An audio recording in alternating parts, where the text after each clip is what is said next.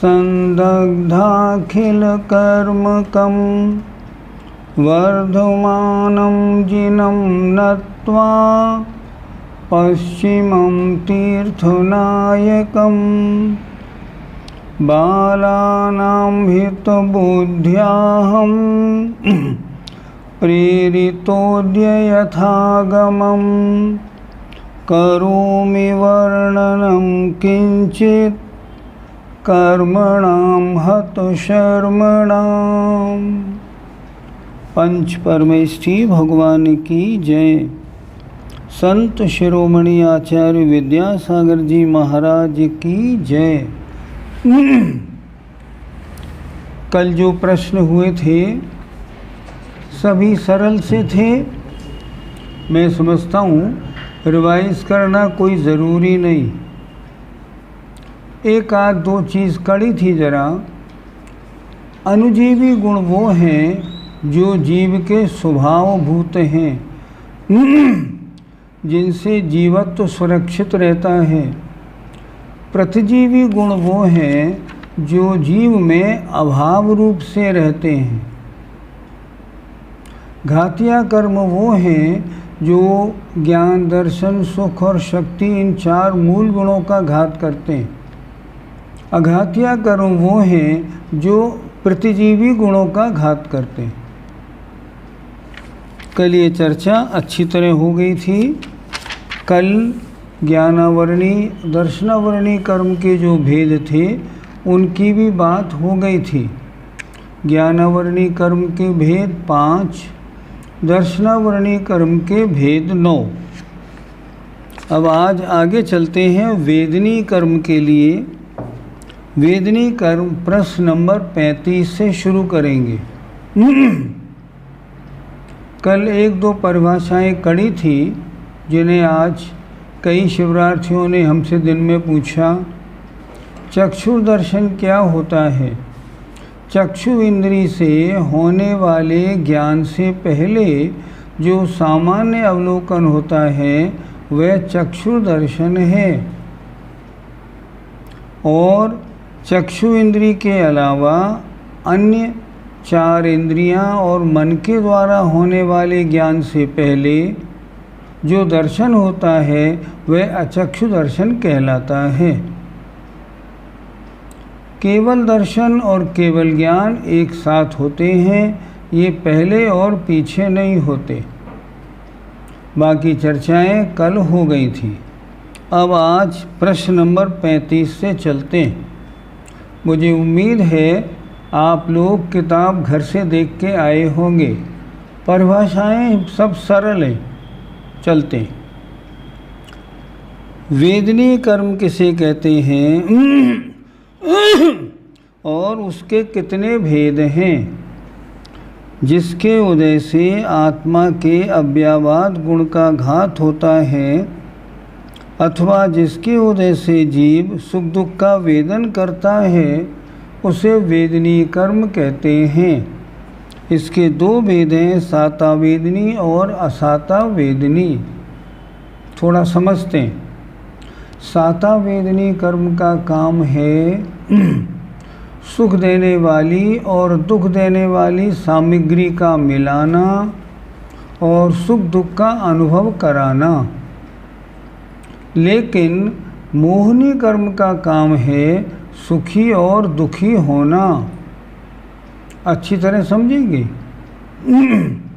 वेदनी कर्म का काम है सुख दुख वाली सामग्री मिलाना और सुख दुख का अनुभव कराना। लेकिन सुख दुख में राग द्वेष होना ये मोहनी कर्म का काम है। वेदनी कर्म क्या कहता है? एक ही वस्तु उपलब्ध हो फिर भी साता वेदनी कर्म का उदय जिसके है वो सुख का अनुभव करेगा और असाता वेदनी का उदय जिसके है वो दुख का अनुभव करता है। ऐसा कैसे होता है?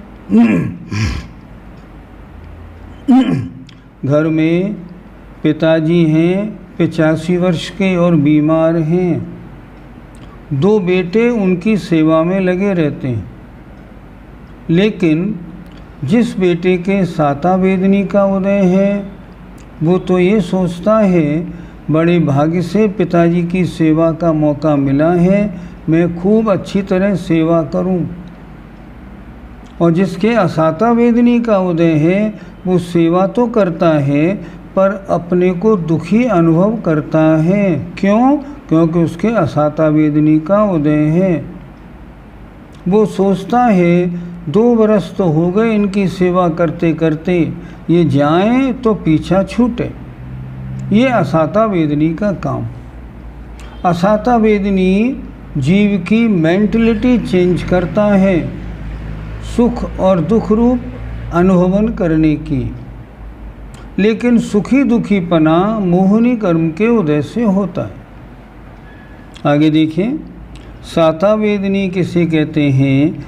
जिसके उदय से यह जीव प्राप्त सामग्री में सुख का वेदन करता है उसे साता वेदनी कहते हैं। प्रश्न अगला 37, असाता वेदनी किसे कहते हैं? जिसके उदय से जीव प्राप्त सामग्री में दुख का वेदन माने अनुभव करता है उसे असाता वेदनी कहते हैं। साता वेदनी वाला वृद्ध पिता की सेवा में सुखी अनुभव हो रहा है और असाता वेदनी वाले को दुख का अनुभव हो रहा है। अब आते हैं मोहनी कर्म किसे कहते हैं? जो आत्मा के सम्यक्त या सुख गुण का घात करे अथवा जिसके उदय से जीव स्वरूप को भूलकर पर पदार्थों में अहंकार और ममकार करने लगता है उसे मोह या मोहनी कर्म कहते हैं। मोह कहते हैं मोहित हो जाना अर्थात नशे में आना अर्थात वास्तविकता का परिचय नहीं होना। ये मोहनी का काम है। इन्होंने क्या लिखा? इससे क्या होता है? आत्मा के सम्यक्त या सुख गुण का घात करे। मोहनी के 2 भेद होते हैं, दर्शन मोहनी, चारित्र मोहनी। दर्शन मोहनी सम्यक्त गुण का घात करता है और चारित्र मोहनी कषाय रूप होता है तो सुख गुण का घात करता है। तथा जिसके उदय में जीव स्वरूप को भूलकर पर पदार्थों में अहंकार और ममकार करने लगता है उसे मोह या मोहनी कर्म कहते हैं। जरा समझें, आप सभी लोग समझते होंगे अहंकार का मतलब घमंड। नहीं, घमंड नहीं, ये अहंकार शब्द नहीं है, यह है अहंकार। अहंकार का मतलब है शरीर में अहम माने मैं शरीर हूँ ऐसी मान्यता, और ममकार माने ये मेरा है, ममकार। तो अहंकार और ममकार किस कारण से होता है? ये होता है मिथ्यात्व और कषायों के कारण। जीव मिथ्यात्व के उदय से आत्मा और शरीर में भेद नहीं कर पाता, इसलिए दर्शन मोहनी अहंकार उत्पन्न कराता है। और ममकार में ये मेरा है, ये भी मिथ्यात्व के उदय से होता है। और मेरे में राग द्वेष की मान्यता कषाय के उदय से होती है। इसलिए ये मोहनी का काम है। व्यक्ति नशे में है, ये ही नहीं जान रहा है कि मुझ में और शरीर में अंतर है या नहीं। आत्मा में और शरीर में अंतर कैसे लगाएं? ऐसे चिंतन करें, जो ये आँख है, ये आँख तो पुद्गल है और आँख के द्वारा जो देखता है वो जीव है। अच्छी तरह बता रहा हूँ, समझिएगा। मैं देखने वाला हूँ, आँख देखने वाली नहीं। आँख के माध्यम से मैं देखता हूँ, तो जो देखने वाला है वह तो मैं हूँ, और जो आपको दिख रही है ऊपर जिसके माध्यम से देखता हूँ ये पुद्गल है। तो ये पर्याय जो आपको दिख रही है इसको हम जीव माने या अजीब, तो आचार्यों ने लिखा इसको दो भिन्न जाति वाले द्रव्यों की मिली जुली पर्याय मानना। जब तक जीवित हैं तब तक ये कैसी है, असमान जातीय द्रव्य पर्याय, अर्थात आत्मा और शरीर की मिली जुली पर्याय है। जब इसमें से आत्मा निकल जाएगी, जो डेड बॉडी बचेगी वो पुद्गल है, और जो कान के माध्यम से सुनने वाला है वो मैं हूँ, वह आत्मा है। याद रखिए, कान सुनता नहीं, कान सुनने का माध्यम है, जो सुनने वाला है वह मैं हूँ। ऐसे आगे बढ़ें। मोह कर्म के कितने भेद हैं? मूल में दो भेद हैं, दर्शन मोह और चारित्र मोह। दर्शन मोह के तीन भेद हैं, मिथ्यात, सम्यक मिथ्यात और सम्यक प्रकृति। जब गुणस्थान पढ़ाए थे तो खूब चर्चाएं हो गई थी। चारित्र मोह के दो भेद हैं, कषाय वेदनी और नो कषाय या अकषाय वेदनी, दो भेद। कषाय वेदनी के 16 भेद हैं, अनंतानुबंधी क्रोधमान माया लोभ, अप्रत्याख्यानावरण क्रोधमान माया लोभ, प्रत्याख्यानावरण क्रोधमान माया लोभ और संजुलन क्रोधमान माया लोभ। 4 चौका 16। नो कषाय के 9 भेद हैं, हास्य रति अरति, शोक भय जुगुप्सा, स्त्री वेद, पुरुष वेद और नपुंसक वेद। रति कहते हैं वस्तु अच्छी लगना, आज का खाना खाया मज़ा आ गया, ये रति कषाय है। अरति कषाय, ये कपड़ा तो बिल्कुल बेकार है, मैं इसको पहनूंगा ही नहीं, ये अरति कषाय है। शोक और भय आप जानते हैं, जुगुप्सा माने घृणा। स्त्री वेद माने पुरुष के साथ रमने का भाव, पुरुष वेद स्त्री के साथ रमने का भाव, और नपुंसक वेद दोनों में रमने का भाव। इस तरह दर्शन मोहिनी के 3 भेद, चारित्र मोहिनी के 16 कषाय और 9 नो कषाय 25 भेद कुल हुए। मोहिनी के 3 और 25 मिलाकर 28 भेद हो गए। परिभाषा देखिए। मिथ्यात्व किसे कहते हैं? जिसके उदय से जीव की अतत्व श्रद्धानुरूप परिणति होती है, उसे मिथ्यात्व कहते हैं। सम्यक मिथ्यात्व किसे कहते हैं? जिसके उदय से मिथ्यात्व और सम्यक्त्व के मिश्रित परिणाम होते हैं, उसे सम्यक मिथ्यात्व कहते हैं। इसका अर्थ ये नहीं समझना जो जैन भगवान की पूजा करता हो सम्यक्त, और अन्य धर्मों के भगवानों की भी पूजा करता हो मिथ्यात्व, दोनों की पूजा करता हो तो सम्यक मिथ्यात्व हो गया, ऐसे नहीं समझना। वो तो वैनिक मिथ्या दृष्टि हो गया। कभी ऐसे परिणाम आ जाएं कि अरहंत भगवान तो सच्चे हैं, ये अन्य भगवान भी सच्चे से दिखते हैं, इनको भी सच्चा माना जाए तो गुणस्थान तीसरा। काल कितना तीसरे गुणस्थान का? टाइम कितना? कुछ मिनट, इससे ज़्यादा नहीं। एक बार चिंतन आया, चौथे गुणस्थान से तीसरे में आ गया। अब तीसरे में से अगर ये दोनों वंदनीय हैं तो पहले में आ गया। नहीं, अरहंत भगवान ही वंदनीय हैं, तो फिर तीसरे से चौथे में चला गया। तीसरे गुणस्थान में रहने का उत्कृष्ट काल अंतर्मुहूर्त लिखा है, कुछ मिनट। सम्यक्त प्रकृति किसे कहते हैं? जिसके उदय से वेदक माने छायोपशमिक सम्यक दर्शन में चल मलिन और अवगाढ़ दोष लगते हैं, उसे सम्यक्त प्रकृति कहते हैं। सम्यक प्रकृति जो सम्यक्त का घात तो ना करे पर सम्यक्त को सदोष बनाए, सम्यक्त को सदोष बनाए। उपसम सम्यक्त और छायिक सम्यक्त पूर्ण शुद्ध होते हैं, छायोपशमिक सम्यक्त अशुद्ध होता है, सदोष होता है। कारण क्या है सदोष होने का? सम्यक प्रकृति का उदय। अब तीनों दोषों का स्वरूप देखें। चल दोष किसे कहते हैं? सब तीर्थंकरों की समान शक्ति होने पर भी शांतिनाथ शांति के करने वाले हैं तथा पार्श्वनाथ रक्षा करने वाले हैं, ऐसा भाव होना चल दोष कहलाता है।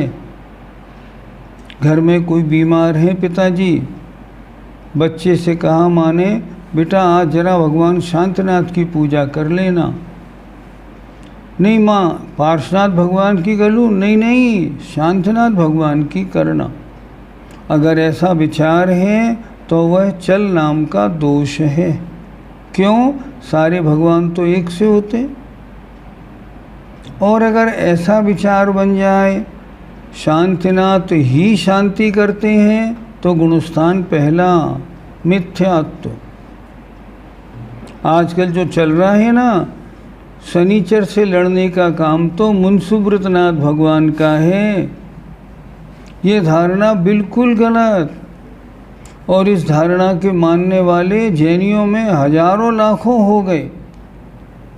जहाँ मूल नायक भगवान मुंसुब्रतनाथ है वहाँ देखो तो शनिवार को भीड़ लगी मिलेगी, तमाम लोग दीपक चढ़ाएंगे। क्यों? शनि का प्रकोप यही दूर करते हैं। लेकिन नहीं, ऐसी मान्यता है तो मिथ्यात्व है। इसमें दो मिथ्यात्व हो गए। पहली बात, ग्रह अपना बिगाड़ नहीं करते, शनि की वजह से दिक्कतें आ रही हैं। अगर ये माना तो समझो मिथ्या दृष्टि, पहली बात। और फिर दूसरा मिथ्यात्व कहाँ आया कि इससे बचाने वाले मुंसुब्रतनाथ हैं, शांतिनाथ नहीं। ये दूसरा मिथ्यात्व हो गया। आगे बढ़ें। प्रश्न 44, मलिन दोष किसे कहते हैं? सम्यक दर्शन में शंका कांक्षा आदि अथवा तीन मूर्ता आदि 25 दोष लगने को मलिन दोष कहते हैं। क्या मतलब? सम्यक्त के दोष 25, शंका आदि 8 मद घमंड 16, 6 अनायतन 22, 3 मूर्ता 25। अब इनमें से कभी क्वचित कदाचित कोई दोष लग जाए, इसका नाम मल या मलिन दोष है। क्वचित कदाचित, ये नहीं कि हम रोज लगा दें तब नहीं बनेगी बात। क्वचित कदाचित कोई दोष लग जाता है तो वह मलिन दोष कहलाता है। अवगाढ़ दोष किसे कहते हैं? अपने द्वारा निर्मापित माने बनाए हुए या प्रतिष्ठापित प्रतिष्ठा कराए हुए प्रतिमा आदि में यह मंदिर मेरा है, यह प्रतिमा मेरी है, इस प्रकार का भाव होना अगाढ़ दोष है। अब उदाहरण, अब अगाढ़ दोष किसे कहते हैं? 7 तत्वों का श्रद्धांत तो होना पर मजबूत नहीं होना। आचार्यों ने उदाहरण दिया, एक 80 वर्ष का वृद्ध है और उसके हाथ में एक डंडा लाठी है। वो लाठी पकड़ तो रखी है उसने, पर शक्ति कम होने से मजबूत नहीं पकड़ी है। जरा सी ठोकर लगते ही डंडा गिर जाता है। इसी तरह श्रद्धांत तो है, लेकिन जरा सी बात में श्रद्धांत से डामाडोलपना बन जाता है, अर्थात मजबूत श्रद्धांत नहीं है। उसे कहते हैं अगाढ़ दोष। अब आए कषायों के बारे में। प्रश्न 46, अनंतानुबंधी किसे कहते हैं?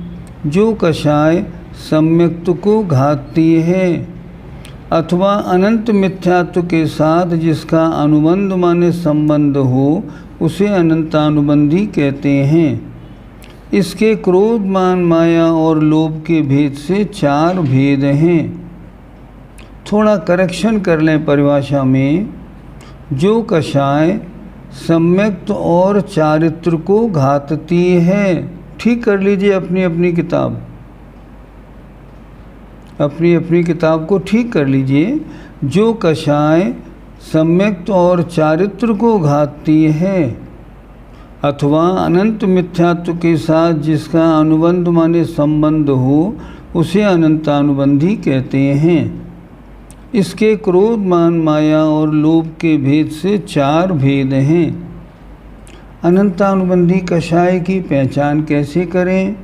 जो 6 महीने से ज़्यादा टिक जाए, किसी से आपकी कहासुनी हो जाए और 6 महीने से ज़्यादा अगर आपका और उसकी लड़ाई चलती है ना, तो अनंतानुबंधी कषाय है। अप्रत्याख्यानावरण कषाय किसे कहते हैं? जो अप्रत्याख्यान एक देश चारित्र को प्रकट न होने दे उसे अप्रत्याख्यानावरण कहते हैं। इसके भी क्रोध आदि 4 भेद हैं। ये कषाय क्या करती है? ये कषाय आपके दिमाग में एक बात जमाए रखती है। प्रतिमा नहीं लेना, अरे व्रत लेने का काम बड़ा कड़ा है भैया, आजकल पालन नहीं हो पाएगा।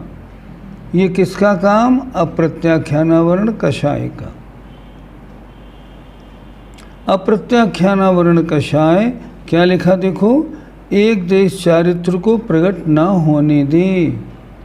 आप व्रती बनना चाहते हैं लेकिन बार बार मन में विचार आता है, अरे नहीं, कहाँ से पानी लाएंगे, कौन शुद्धि रखेगा, कौन ध्यान रखेगा, दूध लेने शुद्ध दूर जाना पड़ेगा, नहीं नहीं हमें नहीं करना। ये किसका? ये काम है अप्रत्याख्यानावरण कषाय का। आगे प्रश्न नंबर 48, प्रत्याख्यानावरण कषाय किसे कहते हैं? जो प्रत्याख्यान अर्थात सकल चारित्र का घात करे उसे प्रत्याख्यानावरण कहते हैं। इसके भी क्रोध मान माया लोभ 4 भेद हैं। ये कषाय क्या करती है? ये मुनि नहीं बनने देती। प्रतिमाएं तो धारण कर ली, किसी जीव के अनंतानुबंधी हट गई, अप्रत्याख्यानावरण हट गई, तो देशव्रत तो ले लिए, श्रावक तो बन गया, प्रतिमा ले ली, क्षुल्लक बन गई, यहाँ तक तो ठीक हो गया। लेकिन मुनि बनने के नाम पे नहीं नहीं, मुनिपना हमसे नहीं बनेगा। ये धारणा किसने बनाई? ये काम प्रत्याख्यानावरण कषाय का है। ये मुनि नहीं बनने देती, अर्थात सकल चारित्र का घात करती। संजुलन कषाय किसे कहते हैं? जो यथाख्यात चारित्र को प्रकट न होने दे तथा संयम के साथ प्रकाशमान रहे उसे संजुलन कहते हैं। इसके भी क्रोध आदि 4 भेद हैं। मुनि महाराज, उनके संयम है, मुनि अवस्था है, फिर भी संजुलन कषाय रहती है। संजुलन कषाय संयम का घात नहीं करती, संयम का घात करती है प्रत्याख्यानावरण कषाय। तो इसका क्या काम है? यथाख्यात चारित्र, चारित्र की पूर्णता शुद्धता नहीं होने देती, ये संजुलन कषाय का काम है। पर ये मुनि अवस्था में भी रहती है। उपर्युक्त 16 कषाय आत्मा को निरंतर कसती माने दुखी करती हैं, इसलिए इन्हें कषाय वेदनी कहते हैं। कषाय और जो वेदनी माने कषाय का वेदन कराए, कषाय वेदनी। अब अकषाय वेदनी को देखते हैं नीचे। हास्य किसे कहते हैं? जिसके उदय से हंसी आवे उसे हास्य कहते हैं, ये भी कषाय है। रति किसे कहते हैं? जिसके उदय से स्त्री पुत्र आदि में प्रीति रूप परिणाम होता है उसे रति कहते हैं। किसी वस्तु का अच्छा लगना, आपको कपड़ा अच्छा लगा, आपको मकान अच्छा लगा, आपको गाड़ी अच्छी लगी, रति कषाय। अरति किसे कहते हैं? जिसके उदय से शत्रु आदि अनिष्ट पदार्थों में अप्रीति रूप परिणाम होते हैं। अप्रीति रूप अच्छा नहीं लगना, उसे अरति कहते हैं। एक बार की बात आपको सुनाएं। आचार्य श्री रामटेक में विराजमान थे।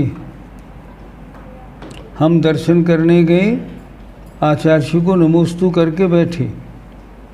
हमने देखा आचार्य श्री के ठीक 5 फुट दूरी पे एक पब्लिक यूरिनल था, पेशाब घर, और उससे बड़ी बदबू आ रही थी। हमने आचार्य श्री के निवेदन किया, आचार्य श्री आप कमरा बदल लेना। महाराज जी इस कमरे में आप कैसे टिकेंगे, यहाँ तो इतनी बदबू आ रही है, यहाँ तो बैठना बहुत मुश्किल है। आचार्य श्री ने उत्तर कितना अच्छा दिया। सुनते हैं गंध के दो ही तो भेद हैं, सुगंध या दुर्गंध, उनमें राग द्वेष क्या करना। हमने कहा देखो ये कितनी अच्छी बात है। और आचार्य जी ने अपना कमरा बदला नहीं, उसी कमरे में रहे। तो अगर अच्छा लगता है तो रति, और वो स्थान बुरा लगता है तो अरति। आगे बढ़ें।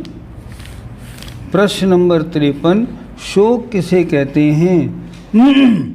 जिसके उदय से इष्ट वियोग और अनिष्ट संयोग में खेद रूप परिणाम होते हैं, उसे शोक कहते हैं। इष्ट वियोग, अच्छी कोई अपनी प्रिय वस्तु हो उसका वियोग हो जाए। अनिष्ट संयोग, जो हमको अच्छी नहीं लगती ऐसी वस्तु का संयोग हो जाए, इसको कहते हैं शोक। अब क्या करें, अब तो बहुत दिक्कत हो गई। शोक। भय किसे कहते हैं? जिसके उदय से भय रूप परिणाम होते हैं, उसे भय कहते हैं। डर। जुगुप्सा किसे कहते हैं? जिसके उदय से ग्लानि रूप परिणाम होता है, उसे जुगुप्सा कहते हैं। जुगुप्सा माने घृणा। ट्रेन में बैठे थे, एक कोई भिखारी कोढ़ी था, वो मांगने के लिए आ गया। आपने उसको देख के अपना मुंह फेर लिया, इसके तो कोढ़ में देखो मवाद भरा हुआ है, कितना गंदा है। इसे कहते हैं जुगुप्सा कषाय। और अगर आपने उसको देख के मन में ऐसा विचार किया, इसने पूर्व जन्म में कैसे पाप किए, देखो कैसा शरीर मिला, शरीर में से मवाद फूट रहा है, तो इसे कहते हैं धर्म ध्यान। इसलिए नफरत कभी नहीं करनी। नफरत का मौका मिले कभी तो परिणाम समता रूप बनाने। स्त्री वेद किसे कहते हैं? जिसके उदय से पुरुष से रमने के भाव होते हैं, उसे स्त्री वेद कहते हैं। पुरुष वेद किसे कहते हैं? जिसके उदय से स्त्री से रमने के भाव होते हैं, उसे पुरुष वेद कहते हैं। नपुंसक वेद किसे कहते हैं? जिसके उदय से स्त्री तथा पुरुष दोनों से रमने के भाव हों, उसे नपुंसक वेद कहते हैं। उपर्युक्त हास्य आदि 9 भावों का संस्कार क्रोध आदि कषायों के समान दीर्घ काल तक नहीं रहता। अर्थात क्रोध आदि तो बहुत समय तक रहते हैं, पर हास्य, रति, अरति, इन 9 कषाय रूप परिणाम थोड़े समय के लिए रहते हैं। इसलिए इन्हें अकषाय वेदनी अथवा 9 कषाय, किंचित कषाय कहते हैं। हमने 16 कषाय 9 कषाय पढ़े। प्रश्न, कषाय के 25 भेद में आपके किस कषाय का उदय है? ध्यान से सुनिएगा। अगर गुणस्थान पहला है, मिथ्या दृष्टि है, और मान लो क्रोध का उदय है, तो अनंतानुबंधी क्रोध कहलाएगा। और जब अनंतानुबंधी क्रोध है तो अप्रत्याख्यानावरण क्रोध, प्रत्याख्यानावरण क्रोध और संजलन क्रोध का भी उदय होगा ही, साथ में ही होगा। आपके अगर पहला गुण स्थान किसी का है तो कितनी कषाय का उदय? 4 का। अनंतानुबंधी क्रोध, अप्रत्याख्यानावरण क्रोध, प्रत्याख्यानावरण क्रोध, संजलन क्रोध। और जो अनंतानुबंधी होगी पीछे वाली 3 कषाएं उसको फॉलो करती हैं। ये क्रोध है तो क्रोध वाली कषाएं उदय में आएंगी। अगर अनंतानुबंधी लोभ है तो तीनों लोभ उदय में आएंगी। अब देखें 9 कषाय में से 9 कषाय में हास्य और शोक, इसमें से एक कषाय का उदय होता है, दोनों का कभी नहीं होता। रति अरति में से एक का उदय होता है। भय और जुगुप्सा में कभी एक का, कभी दोनों का, कभी एक का भी नहीं उदय होता है। और 3 वेद में से एक वेद का उदय होता है। इस प्रकार ये कषाएं इस जीव के जब तक 10वां गुण स्थान है तब तक इसके साथ बराबर लगी रहती हैं। आगे बढ़े। आयु कर्म किसे कहते हैं? जो आत्मा के अवगाहन गुण को प्रकट न होने दे उसे आयु कर्म कहते हैं। अथवा जिस कर्म के उदय से यह जीव निश्चित समय तक नरक, त्रंच, मनुष्य और देव के शरीर में रुका रहे उसे आयु कर्म कहते हैं। आयु कर्म जिसके उदय से एक शरीर में फिक्स टाइम तक रुकना होता है उसे कहते हैं आयु कर्म। आयु कर्म के कितने भेद हैं? नरकायु, त्र्यगायु, मनुष्यायु और देवायु। इनका अर्थ नाम से स्पष्ट है। कैसे समझें? नरकायु, नारकी के शरीर में जो निश्चित समय तक रोके रखे। त्र्यगायु, जो त्रंच के शरीर में निश्चित समय तक रोके रखे। इसी तरह मनुष्यायु और देवायु को समझना है। आइए अब नाम कर्म। नाम कर्म किसे कहते हैं? जो आत्मा के सूक्ष्मत्व गुण को प्रकट न होने दे अथवा जिसके उदय से गति, जाति तथा शरीर आदि की रचना होती है उसे नाम कर्म कहते हैं। नाम कर्म का काम आपको मनुष्य गति में पैदा कराना, आपको पंचेंद्रिय बनाना, शरीर के सारे अंग उपांगों का निर्माण करना, सब नाम कर्म का काम। जो शरीर का निर्माण करे वह नाम कर्म है। नाम कर्म के कितने भेद हैं? पिंड प्रकृतियों की अपेक्षा 42 और सामान्य अपेक्षा से 93 भेद होते हैं। पिंड प्रकृति किसे कहते हैं? जिनके एक से अधिक भेद होते हैं उन्हें पिंड प्रकृति कहते हैं, जैसे गति, जाति आदि। क्या समझें? नाम कर्म के भेदों में अगर हम गति 1 मानते हैं तो भेद 42, गति 4 मानते हैं भेद 93, जाति 5 होती हैं, 1 इंद्रिय, 2 इंद्रिय, 3 इंद्रिय, 4 इंद्रिय, 5 इंद्रिय। अगर जाति 1 मानते हैं तो पिंड प्रकृति 5 भेद करते हैं, तब उनके 93 भेद हो जाते हैं। इस तरह समूह को 1 मानना पिंड प्रकृति 42 प्रकृति नाम कर्म की, और 5 भेद मानना तो उसके 93 भेद होते हैं। आइए परिभाषा देखते हैं।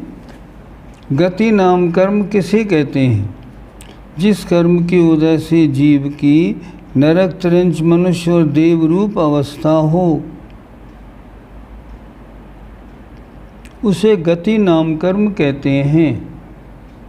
इसके नरक गति आदि 4 भेद हैं। नरक गति, त्रिंच गति, मनुष्य गति और देवगति, 4 भेद। जाति नाम कर्म किसे कहते हैं?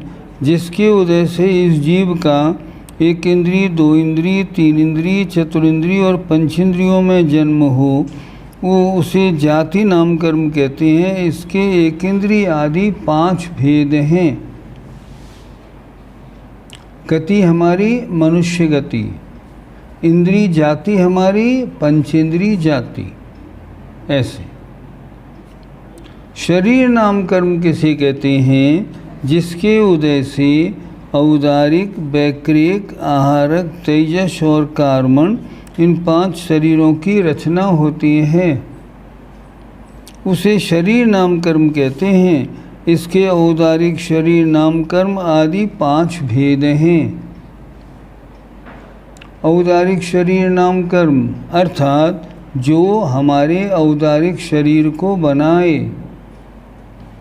वैक्रियक शरीर नाम कर्म जिसके उदय से वैक्रियक शरीर बने, ऐसे 5 भेद लगाने।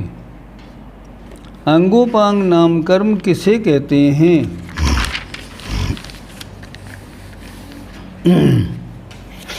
जिसके उदय से 2 हाथ, 2 पैर, नितंब, पीठ, छाती और सिर इन 8 अंगों की तथा अंगुली, कान, नाक आदि उपांगों की रचना हो, उसे अंगोपांग नाम कर्म कहते हैं। शरीर की रचना नाम कर्म ने की, परंतु उसमें अंग और उपांगों के बनाने का काम अंगोपांग नाम कर्म का है। हमारे नाक, आँख, कान किस कारण से बने? नाम कर्म के उदय से बने। इसके 3 भेद हैं। औदारिक शरीरांगोपांग, वैक्रियक शरीरांगोपांग और आहारक शरीरांगोपांग। इनका उदय 1 इंद्रिय जीव के नहीं होता। क्यों नहीं होता? क्या 1 इंद्रिय जीव के शरीर नहीं होता? शरीर तो होता है, पर उसके अंगोपांग नहीं होते। पानी में जो जीव हैं, जलकायक जीव, उनके अंगोपांग नहीं होते। उनका तो जल ही शरीर है, उन्हें जलकायक जीव कहते हैं। तो यहाँ क्या हुआ? इनका उदय 1 इंद्रिय जीव के नहीं होता। प्रश्न, 2 शरीर और भी तो हैं, तेजस और कार्मण, उनके अंगोपांग क्यों नहीं बनाए आपने? उन शरीरों के अंगोपांग नहीं होते। अंगोपांग केवल 3 शरीर के होते हैं, औदारिक, वैक्रियक और आहारक। तेजस और कार्मण में अंगोपांग नहीं होते, इसलिए उनको नहीं कहा यहाँ। आगे आए। निर्माण नाम कर्म किसे कहते हैं? जिसके उदय से अंगोपांगों की रचना यथा स्थान हो और यथा प्रमाण हो। नाक यही बननी है, कान यही बनने हैं, इतने ही बड़े बनने हैं, ये निर्माण नाम कर्म हुआ। जिसके कारण शरीर के अंगोपांग यथा स्थान और यथा प्रमाण बने। कभी कभी गलत भी तो लोग दिखाई पड़ जाते हैं, तब क्या हुआ? उनके निर्माण नाम कर्म का अशुभ का उदय है, इसलिए उनके अंगोपांग का निर्माण गलत स्थान पर या मान लो गलत बना हुआ है। प्रश्न 69, बंधन नाम कर्म किसे कहते हैं? जिस कर्म के उदय से औदारिक आदि शरीरों के परमाणु परस्पर बंधन रूप अवस्था को प्राप्त हों, उसे बंधन नाम कर्म कहते हैं। ये शरीर हमारा किससे बना? ये बना नौकर्म वर्गणाओं से। तो नौकर्म वर्गणाओं का आपस में जुड़ना कैसे होता है? बंधन नाम कर्म के उदय से। बंधन नाम कर्म के उदय से वर्गणाएं शरीर से जुड़ती हैं। इसके औदारिक शरीर बंधन आदि 5 भेद हैं। शरीर के 5 भेद तो बंधन के भी 5 भेद। संघात नाम कर्म किसे कहते हैं? जिसके उदय से औदारिक आदि शरीरों के परमाणु परस्पर छिद्र रहित होकर मिलें, उसे संघात नाम कर्म कहते हैं। इसके औदारिक शरीर संघात आदि 5 भेद हैं। क्या हुआ? हमारे औदारिक शरीर को, जो औदारिक शरीर की वर्गणाएं थीं, उनको जोड़ने का काम किया बंधन नाम कर्म ने, पर उसको बिल्कुल चिकना बनाने का काम किया संघात नाम कर्म ने। जैसे जब दीवार बनती है ना, सीमेंट की दीवार बनी, दीवार बन गई, ये बंधन हो गया। उस पर प्लास्टर कर दिया, ये संघात हो गया। संघात में क्या होता है? बिल्कुल एक सा हो जाता है। लेकिन एक बात का ध्यान है, इसमें ऐसा एक सा होता है, उसमें से पसीना तो निकल सकता है पर खून नहीं निकलेगा। इसमें भी छिद्र बने होते हैं, उनमें से पसीना निकलता है लेकिन खून नहीं निकलता। यह है संघात नाम कर्म। परिभाषा देखें, जिसके उदय से औदारिक आदि शरीरों के परमाणु परस्पर छिद्र रहित होकर मिलें, उसे संघात नाम कर्म कहते हैं। इसके औदारिक शरीर संघात आदि 5 भेद हैं। इसके 5 भेद हो गए, 5 शरीर, 5 बंधन, 5 संघात। आगे आए, संस्थान नाम कर्म किसे कहते हैं? जिसके उदय से शरीर की आकृति बनती है, उसे संस्थान नाम कर्म कहते हैं। इसके 6 भेद हैं। समचतुरस्र संस्थान, न्यग्रोध परिमंडल संस्थान, स्वाति संस्थान, वामन संस्थान, कुब्जक संस्थान और हुंडक संस्थान। 6 प्रकार का संस्थान माने आकार, शरीर की बनावट, उसे कहते हैं संस्थान। आइए इन 6 का स्वरूप देखते हैं।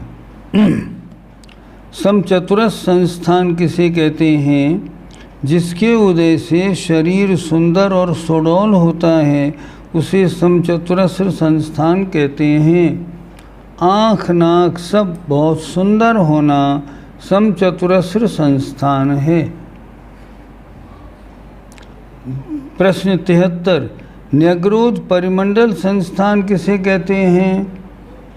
जिसके उदय से शरीर वट वृक्ष के समान होता है, अर्थात नाभि से नीचे का भाग पतला और ऊपर का भाग मोटा होता है, उसे न्यग्रोध परिमंडल संस्थान कहते हैं। अर्थात नाभि से नीचे का भाग पतला हो, ऊपर का भाग मोटा हो। ऐसे भी जीव देखने में आते हैं। उनका संस्थान कौन सा? न्यग्रोध परिमंडल। आइए, स्वाति संस्थान, जिसके उदय से इस जीव का शरीर स्वाति माने सांप की बामी के समान होता है, अर्थात नाभि के नीचे का भाग मोटा और ऊपर का भाग पतला होता है, उसे स्वाति संस्थान कहते हैं। ऊपर का भाग पतला, नीचे का मोटा। अगर ऊपर का मोटा, नीचे का पतला, तो न्यग्रोध परिमंडल। एक बार की बात, किसी अपने एक बच्चे के लिए एक बच्ची देखने के लिए गया जी जाना पड़ा। गया गए, बच्ची को देखा, बच्ची को बिल्कुल पास कर लिया। बच्ची बहुत सुंदर, धार्मिक, अच्छी है। संबंध पक्के करने की जब बात आई तो उस बच्ची के पिताजी ने हमसे कहा, संबंध करने से पहले आपके साथ जो लेडीज़ आई हैं ना, ये हमारी बच्ची को कमरे में और देख लें। क्या बात है कि आप देख लो। हमारे साथ की 2-3 महिलाएं अंदर गई, उस बच्ची से कहा क्यों, क्या बात है? उन्होंने बताया मेरे पैर तो देख लो कैसे हैं। तो जब पैर देखा तो उसके पैर इतने मोटे मोटे थे। उधर के लोगों में ये बीमारी मिलती है गया जी की तरफ, शरीर ऊपर से नॉर्मल, पैर इतने मोटे मोटे। तो ये क्या हुआ? ये स्वाति संस्थान हुआ। वामन संस्थान किसे कहते हैं? जिसके उदय से शरीर बौना होता है, उसे वामन संस्थान कहते हैं। कुब्जक संस्थान किसे कहते हैं? जिसके उदय से जीव का शरीर कुबड़ा होता है, उसे कुब्जक संस्थान कहते हैं। और हुंडक संस्थान किसे कहते हैं? जिसके उदय से जीव का शरीर किसी खास आकृति का न होकर विरूप होता है, उसे हुंडक संस्थान कहते हैं। कभी ट्रेन में ऐसे जीव देखने को मिल जाते हैं जिनको एक बार देख लो तो दोबारा देखने का मन नहीं करे। इस प्रकार ये संस्थान माने शरीर के आकार का वर्णन हुआ। एक बार हमने आचार्य को पूछा, आचार्य हम अपना संस्थान कौन सा माने? आचार्य ने कहा क्यों, क्या बात है? मैंने कहा हुंडक संस्थान माने। बोले हुंडक क्यों मानते हो? ऐसी खराब शक्ल थोड़ी है। तो हमने कहा कौन सा मानना चाहिए? तो आचार्य ने कहा समचतुरस्र संस्थान मानो। तो हमने कहा हम इतने सुंदर थोड़े ही हैं। उन्होंने कहा नहीं, समचतुरस्र संस्थान मानो और उसका अनुभाग थोड़ा निचला मानो। है तो समचतुरस्र। अब हमारे और आप सब लोगों का, जितने लोग मुझे दिखाई पड़ रहे हैं ना, समचतुरस्र संस्थान मानना चाहिए। हम बामन नहीं, बौने नहीं, कुबड़े नहीं, कुछ नहीं। समचतुरस्र संस्थान कैसा? अनुभाग जघन्य है तो समचतुरस्र, लेकिन जघन्य कोटि का है। इस प्रकार आज नाम कर्म के प्रश्न 77 तक, संस्थान तक की चर्चा हो गई। आपका समय पढ़ाई का हो गया। अब थोड़ा प्रश्नोत्तर का देखते हैं।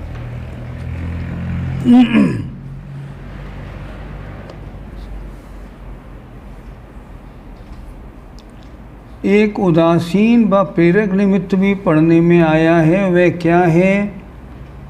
जो निमित्त उदासीन होता है वो कहलाता है उदासीन निमित्त।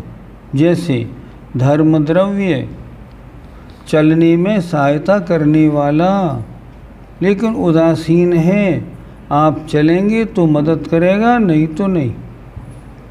प्रेरक निमित्त वो होता है जिसके होने पर कार्य होता ही होता है। जैसे कर्म का उदय, कर्म का उदय आएगा तो तद्रूप परिणाम होते ही होते। आगे, भव्य और अभव्य में निमित्त मिलने या न मिलने से फर्क है, ठीक। मगर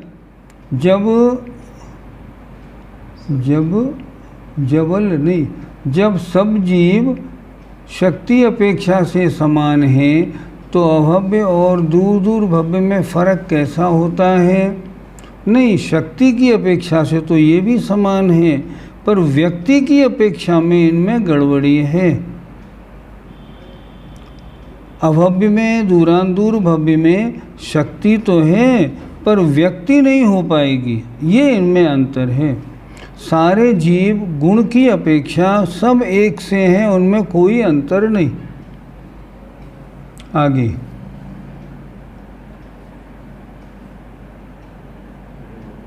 जो भव्य निगूढ़ से बाहर निकल चुके हैं, उनका भी तो कर्म संबंध अनादि अंत हो सकता है ना।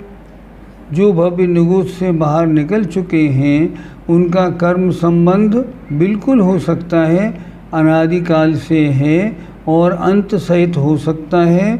वो जीव मोक्ष भी जा सकते हैं। वरना तो अभव्य और नित्य निगोद को छोड़कर सभी के मोक्ष जाने का नियम हो जाएगा। ऐसा नहीं, अभव्य और नित्य निगोद वालों में से कुछ मोक्ष जाने वाले, कुछ उसी में रहने वाले, दो तरह के होते हैं। इतरेतराश्रय दोष क्या है? इतरेतराश्रय दोष ये है, कर्म का उदय हुआ तो जीव ने राग द्वेष किया, और राग द्वेष हुआ तो नवीन कर्म बंधा। अगर ऐसा है तो संसार परंपरा फिर कैसे नष्ट होगी? ये तो चक्र चला। इसे कहते हैं इतरेतराश्रय दोष। पर ऐसा होता नहीं। आगे चलें।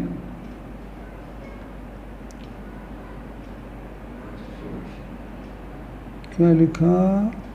29/6 PM अक्षय जैन कहते हैं कि दिन में सोने से दर्शनावरण का बंद होता है, रात सोने पर नहीं होता।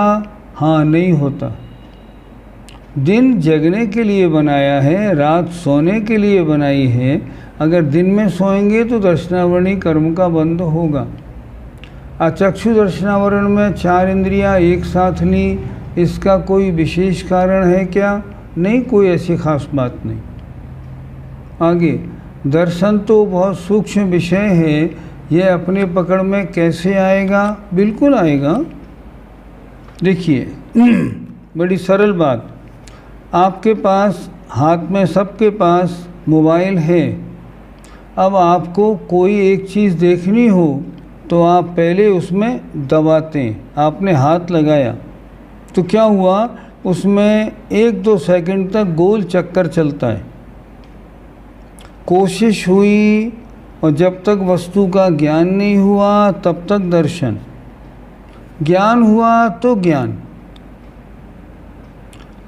पीछे कोई सिक्का गिरा, आपने जब तक गर्दन को घुमा के देखा तो आपने गर्दन को यों से यों तक घुमाया, उस समय ज्ञान तो हुआ नहीं। तो क्या हुआ? दर्शन हुआ। दर्शन माने ज्ञान के लिए किए गए प्रयास को दर्शन कहते हैं। आपने प्रयास तो किया, जब तक ज्ञान नहीं हुआ तब तक दर्शन। दर्शनावरण को ज्ञानावरण से पहले क्यों नहीं लिया गया? क्योंकि जीव का मुख्य गुण है ज्ञान, इसलिए ज्ञानावरण को सबसे पहले लिया गया। क्या और भी कोई अणुजीवी प्रतिजीवी गुण होते हैं क्या? नहीं, कोई नहीं। सामान्य विशेष गुण और होते हैं, वो अलग बात है। नो कर्म में शरीर आदि से क्या और लेना? नो कर्म में जितनी चीज़ें आपको दिखाई पड़ती हैं ये सब नो कर्म हैं। जैसे मंदिर में भगवान की मूर्ति नो कर्म है, आपका बेटा आपको दिखाई पड़ा ये भी नो कर्म है, मकान ये भी नो कर्म है, आपके कपड़े भी नो कर्म हैं। नो कर्म का मतलब क्या होता है? जो कर्म बंध में कारण तो नहीं होते, लेकिन जिनके कारण राग द्वेष होने से कर्म बंध होता है, इसलिए इनको नो कर्म माने किंचित कर्म कहा। आगे, ज्ञान कब सम्यक होता है? जब वो जीव सम्यक दृष्टि बन जाता है। जब तक सम्यक दृष्टि नहीं है तब तक ज्ञान मिथ्या ज्ञान कहलाता है। जब प्रति समय एक समय प्रबद्ध बंधता है और एक ही निर्जरित होता है तो फिर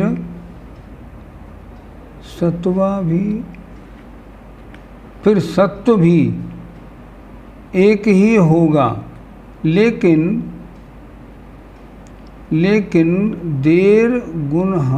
दौड़ गुण हानि प्रमाण की सत्ता कैसे होती है? प्रश्न क्या है?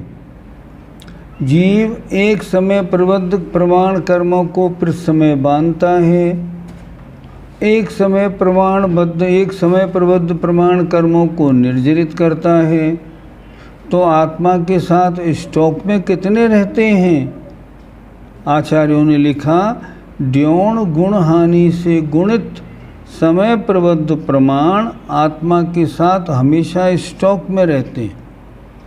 प्रश्नकर्ता ने पूछा है, एक समय बांधा और एक समय प्रबद्ध निर्जरित हुआ, तो एक समय प्रबद्ध स्टॉक में रहना चाहिए? नहीं, अनादिकाल से द्योण गुण हानि प्रमाण कर्म आत्मा के साथ शुरू से ही लगे हैं।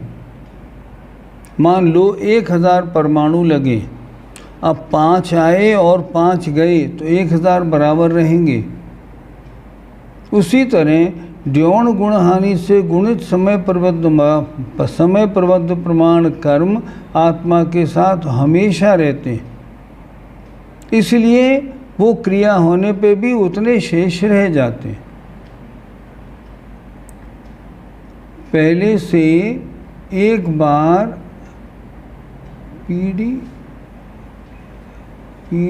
लेने पर, हाँ, पीढ़ी लेने पर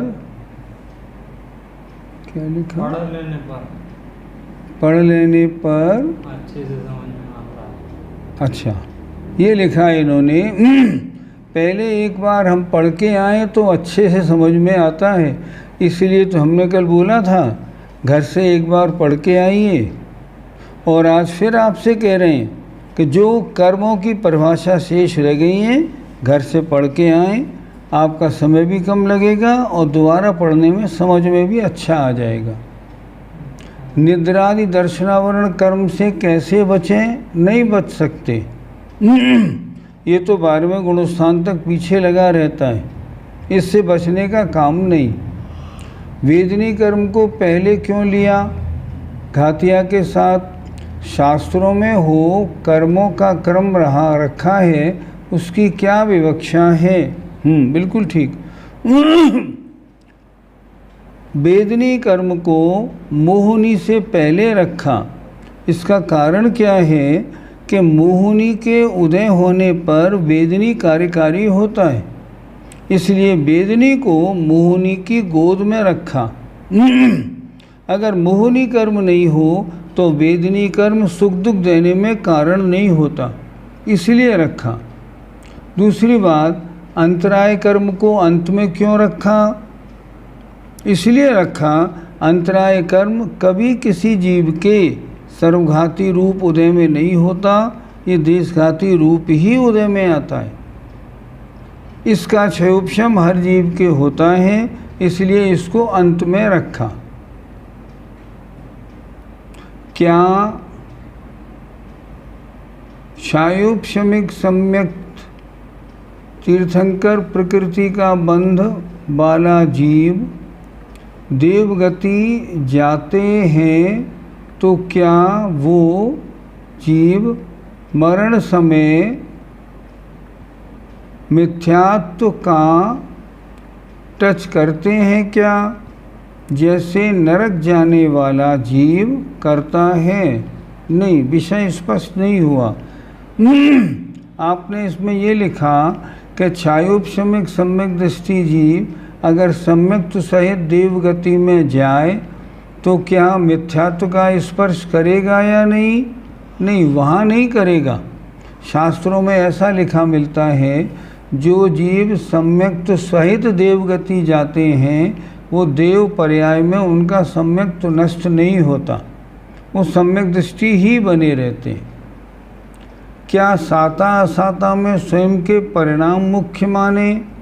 नहीं, साता असाता में तो बंध में अपने परिणाम, उदय में कर्म का उदय, सुख का अनुभव कराए साता, दुख का अनुभव कराए असाता। मोहिनी के 2 भेदों में कौन ज़्यादा प्रबल है? प्रबल दर्शन मोहिनी, प्रबल दर्शन मोहिनी। और सबसे तगड़ा ताकतवर अगर आप पूछोगे ना तो हम कहेंगे संजुलन लोभ कषाय। संजुलन लोभ कषाय 10वें गुणस्थान तक पीछा नहीं छोड़ती। इसलिए सबसे तगड़ी संजुलन लोभ। और वैसे देखा जाए अनादिकाल से जो हमको नहीं मिला सम्यक दर्शन, वो सबसे कठिन। अगर वो मिल जाता होता फिर तो अभी तक कल्याण कर ही लेते अपन। सर्वघाती स्पर्धक व देशघाती स्पर्धकों तथा निषेकों का सदवस्था रूप उपशम होने को क्या कहते हैं? नहीं, ऐसे नहीं।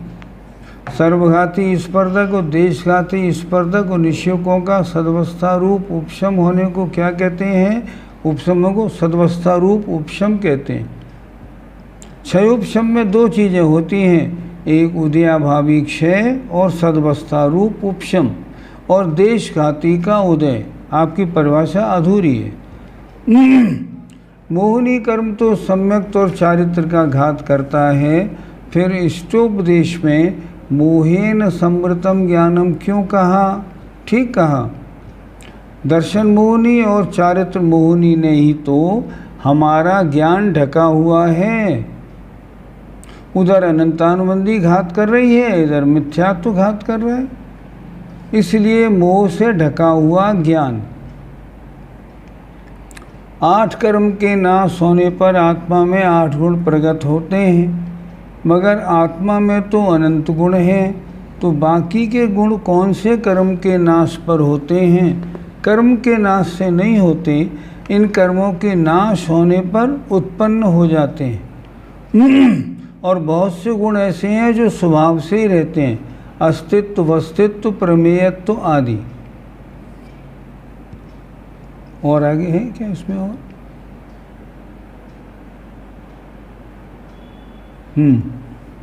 कर्म का क्रम ज्ञानावर्णी, दर्शनावर्णी, वेदनी आदि मिलता है, जैसा इस पुस्तक में भी है।